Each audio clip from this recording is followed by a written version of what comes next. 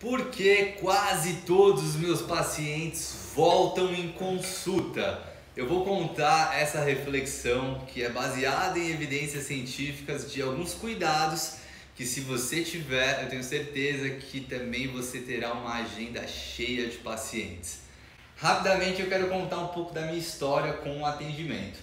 Eu atendo há mais de 8 anos e foi a minha primeira profissão como nutricionista, basicamente. Eu, ao me formar, já estava atendendo alguns pacientes e peguei um espaço específico para isso, que era um cantinho onde eram guardados um monte de coisas que não eram utilizadas numa academia, e a gente limpou aquela sala e virou o meu espaço para atendimento. Rapidamente eu já comecei a ter um volume expressivo de pacientes. E aí, agora, 8 anos, 9 anos depois, eu começo a analisar tudo que eu fiz para ter hoje tanta gente que já passou comigo há tanto tempo atrás, sempre voltando em consulta. Olha que maravilha! Um ponto interessante que desde o princípio eu sempre busquei ter atenção plena ao paciente e uma comunicação empática, onde eu me coloco sempre do outro lado, no lugar do paciente. E assim eu consigo ser profundo no sentido de buscar entender o máximo possível que ele precisa de orientação, seja não só na parte alimentar, mas alguma outra orientação no estilo de vida que possa contribuir com os resultados dele. Eu não tenho pressa durante o atendimento normalmente tem um tempo de duração de 1h30, para que eu tenha tempo suficiente para coletar as informações, passar as explicações, e eu não prescrevo durante o atendimento.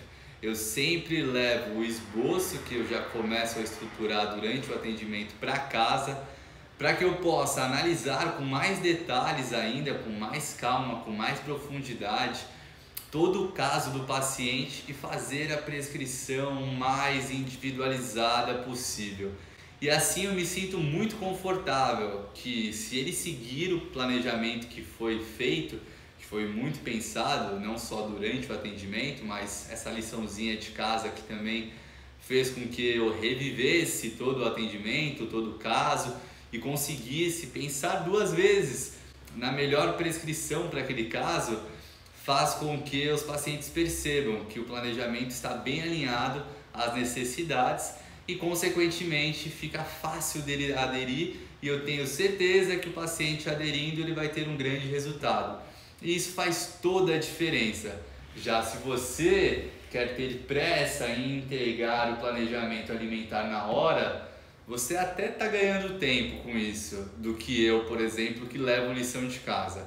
Mas pode ser que você perca a qualidade, e eu ganho no final das contas muito mais pacientes do que você, por ter todo esse cuidado em relação à prescrição, de usar do tempo todo de atendimento para gerar esclarecimentos. Desde que eu me formei, eu tinha a certeza que a mudança de comportamento ela vem através da capacitação. Eu preciso que o meu paciente tenha conhecimento de quais são os pontos a serem corrigidos e o porquê fazer isso. Não basta você dizer faz isso ou aquilo se você não fazer ele entender o porquê das necessidades de mudança. E aqui eu abro um parênteses, tem muita gente que fala, entrega na hora, porque senão o paciente vai sair motivado, e se não tiver o planejamento vai ficar rapidamente desmotivado. Então aproveite da motivação da consulta. Eu acho isso péssimo, para ser sincero, porque se você acreditar que a nutrição é algo que é derivado de motivação, você está equivocado. A nutrição é algo que tem que ser derivado de compreensão. A reeducação alimentar, ela não vem através só de motivação. Você vai motivar mostrando para ele o melhor caminho a ser feito. E essa motivação através do conhecimento é o que gera a sustentação da mudança de comportamento. Então, se você tentar ser raso e falar mais do que ele já está acostumado a ouvir, você até entrega na hora, ele pode até seguir por 1, 2 semanas, depois ele não vai entender muito porque ele está fazendo isso e deixando de fazer aquilo, e aí o resultado não vai ser tão significativo. Outro ponto muito importante: Após a entrega do planejamento alimentar, eu sempre mando uma série de áudios explicativos para que o paciente compreenda tudo o que foi prescrito. Então, além de toda a abordagem durante o atendimento, depois a reavaliação de tudo que foi anotado em relação ao caso e às vezes as pesquisas aprofundadas sobre o que há de mais atual na ciência associado a este caso. Eu sempre faço isso. Tanto que, abrindo parênteses também, eu ministro muitas aulas, já tenho várias aulas que foram ministradas por todo o país sobre vários temas diferentes. E eu falo que as minhas aulas são montadas através das dúvidas que são esclarecidas sobre as perguntas que são enviadas ou recebidas durante o atendimento com os meus pacientes. Porque vem muitos casos diversos e eu preciso estudar. A gente não vai saber tudo, mas você pode ter a escolha de estudar e tentar se aprofundar e fazer o melhor possível, ou você pode tentar ser raso, como muita gente é, e fazer de conta que tá bom assim, que você não precisa saber de tudo, ou que você não precisa nem buscar tentar saber mais sobre o caso daquele paciente. Eu já sempre pensei diferente, por isso que eu não entrego na hora, porque eu sei que se eu pensar 2 vezes sobre o caso desse paciente, eu vou fazer melhor por ele. Aí você tem que ver se você está pensando muito mais em você ou se você está pensando muito mais na qualidade daquilo que você vai oferecer.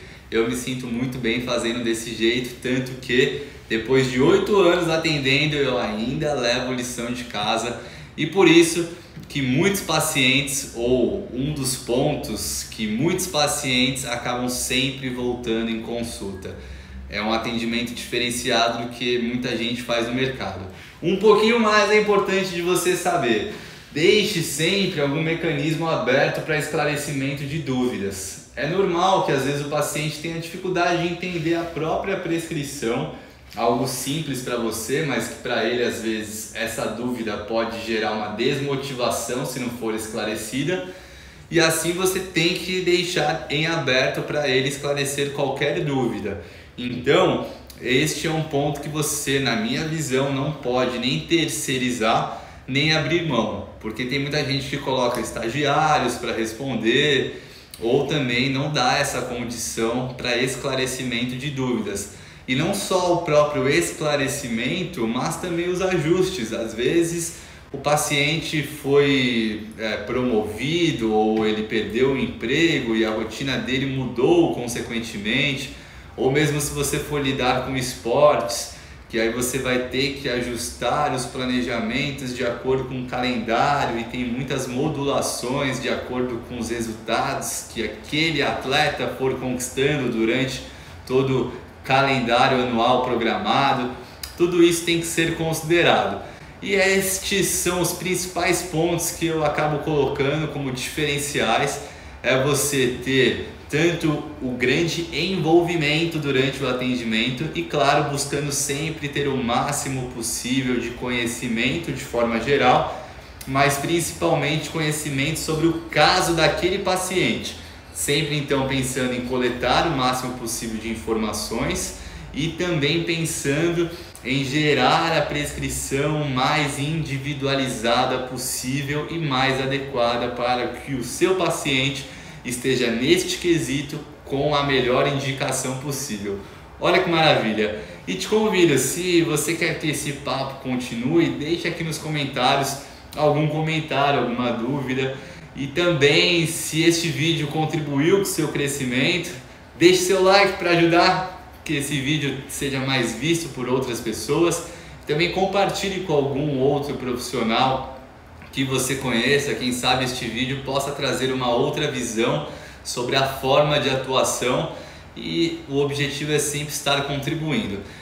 Tudo que foi falado é também baseado em evidências. Eu sempre levo em consideração que, por exemplo, tem estudos, rapidamente também, que levam em consideração que se você tiver o recebimento do seu paciente de pé ou sentado, tendo um cuidado de educação com quem está chegando, isso faz a diferença já na resposta em relação à adesão à prescrição. Ou seja, se você for uma pessoa grossa com o seu paciente, ou se você for uma pessoa gentil, educada, simpática isso influencia. Então não é basicamente só o conhecimento que você tem que ter, você tem que ter toda a comunicação, que não é só a fala, é como você se posiciona. Isso faz a diferença no resultado do seu paciente.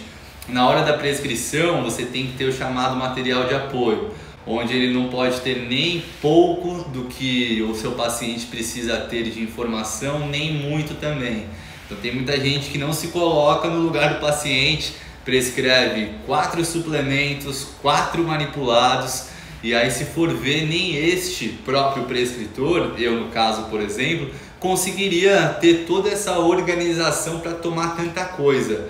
Então você tem que tomar cuidado com a prescrição, e por isso que a comunicação empática, se colocando no lugar do paciente, tentando visualizar como essa prescrição vai ser colocada na rotina de alguém, e veja se isso é viável realmente, se você conseguiria fazer aquilo que você está prescrevendo, e tenha paciência para você montar o melhor planejamento possível, porque mesmo que você doe mais tempo para isso, eu tenho certeza que seus pacientes ficarão satisfeitos e que eles voltarão e te indicarão, e não tem melhor indicação do que o boca a boca de uma pessoa que passou com você e gostou do atendimento que recebeu, fez o planejamento e gostou dos resultados que foram conquistados.